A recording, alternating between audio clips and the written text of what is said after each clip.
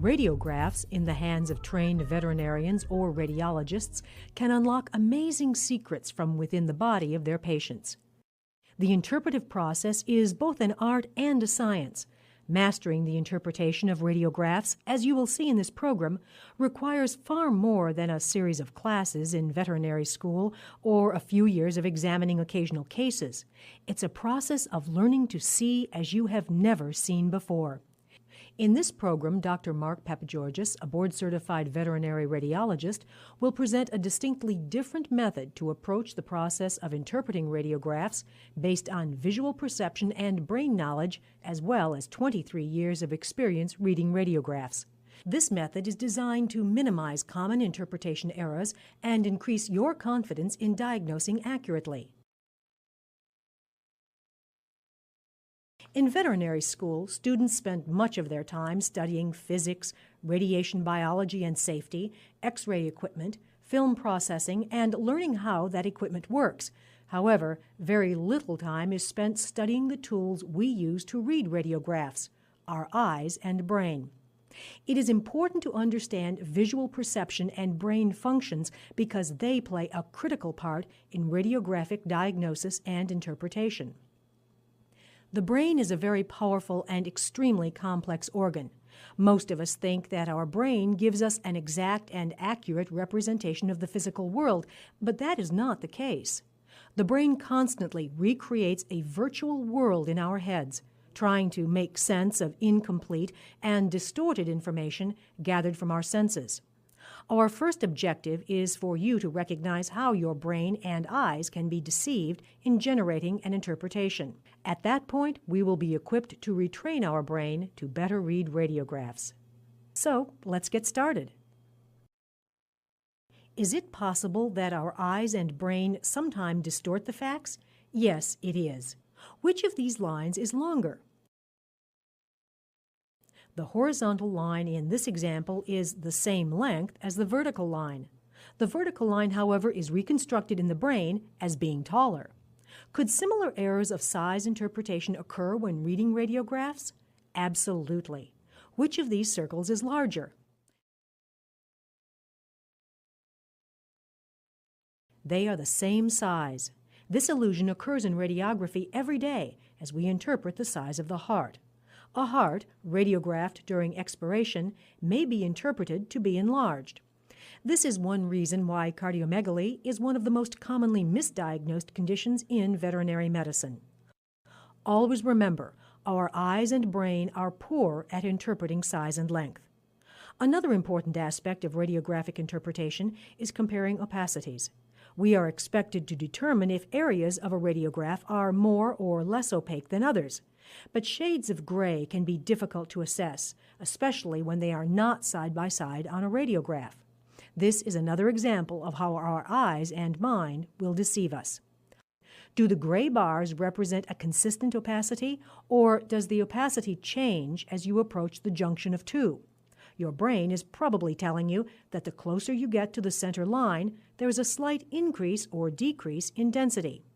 This perceived density change can be represented by the graph shown here. Physiologically, this is what the eye sees. The eye amplifies the bright sides and suppresses the dark sides, which results in amplifying the difference. This is called the Mach phenomenon. This amplification of the difference in the borders of objects of slightly different shades creates a light line and a dark line at the intersection. The dark line is often more visible. Let's compare this with physical reality. This radiograph of a step wedge is producing two regions of perfectly consistent opacity on the radiograph. Our eyes and brain, however, tell us that the opacity or brightness changes slightly as we get closer to the center line. The resulting interpretation also causes us to perceive a Mach line between the two shades of gray. To prove that there is a Mach line and a Mach phenomenon, you must cancel the contrast between the two shades of gray. To do this, you can hold up an object, such as a piece of paper, to the edge of the Mach line. If the line disappears, you know that it was a Mach line. When you move the piece of paper away from the X-ray, the Mach line and perceived opacity variation will reappear. The Mach lines are not on the image. The perceived effect is entirely produced in our eyes and brain. Note that the mock lines can be white or dark. Another way to demonstrate the existence of mock lines is to reverse opacity. In a study of the bladder using negative contrast cystograms, it was found that the thickness of the bladder wall was always around 1.5 millimeters, regardless of bladder distension. But what was actually measured was a mock line. Because the brain expects the bladder wall to be white, the mock wall is perceived as the wall. Notice how the thin white bladder wall disappears when the bladder is filled with contrast material. Now, there is a thin dark line. Because we do not expect the bladder wall to be dark, we disregard the visual information. Key point 2. Our eyes are very poor at estimating absolute brightness. Mock lines will deceive us into inappropriate diagnoses unless we are aware of them. Our day-to-day visual mechanisms are not used to looking at lines and shadows. When looking at the three-dimensional colored world, our eyes and brain are trained to ignore shadows for object identification. Contours and colors are used to reconstruct objects, and shadows are used to reconstruct depth and shape. In the two-dimensional world of X-rays, these processes of reconstruction are turned upside down. And to make things harder, shadows are reversed because radiographs are film negatives. Shadows are white, and objects are turned to shades of gray and black. It is also important to understand how shape, particularly convex and concave areas, influences opacity on X-rays. When looking at skeletal X-rays, most people think that bright lines are bone edges. Again, we are fooled by our visual mechanisms. These white lines represent concave surfaces, and edges or other convex areas are often dark or gray. This is confusing, but it can be used to reconstruct the shape of objects and bones. In this image, you can see a bright line here, so you can predict that it is a concavity parallel to the X-ray beam. When we look at the actual image of the X-ray, you can see that we are right. Key point 3. We must retrain our brain to understand the language of shadows, including the effect concave and convex objects have on radiographic opacity. Our eyes and brain are not very good at evaluating length, size, brightness, and shape.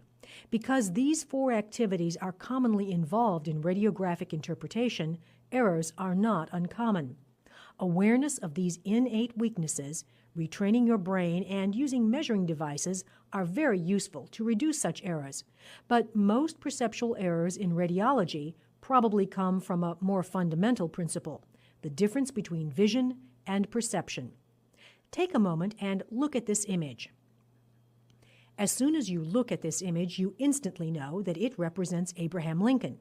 You've been exposed to years of visual and historical input that allows your brain to make a correlation between the visual signals and Abraham Lincoln. But someone from another country would most likely formulate a different interpretation.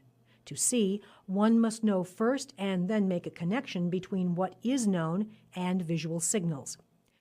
Students should be able to see, touch, and smell various conditions, and then associate these conditions to radiographic images.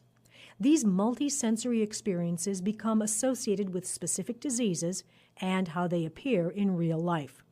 This sensory input and exposure is critical to allowing your brain to visualize and perceive what is present. The brain, because it is designed to quickly process massive amounts of information, will often take liberties to make assumptions that may not be true. Take these dots, for example. Do you see 3 dots or a triangle? If you had never seen a triangle before, would your brain perceive a triangle? No, your brain would see 3 dots because it would not have had the previous knowledge of a triangle to associate with the visual signals. So, the reason you perceive a triangle is because your brain associates the dots with your previous knowledge and experiences. If you add a bit more information supporting the hypothesis of a triangle, the brain more clearly constructs a triangle, but still, no triangle is actually present. This example illustrates the danger of completely relying on what you see for correct interpretation. When interpreting radiographs, the same process occurs. Sometimes we see things that are not there. Key point 4. Our brain draws quick conclusions based on previous experiences and what is expected. However, sometimes these conclusions are inaccurate. In the next section of this series, we will cover more key points on interpreting radiographs based on visual perception and help you see like you have never seen before.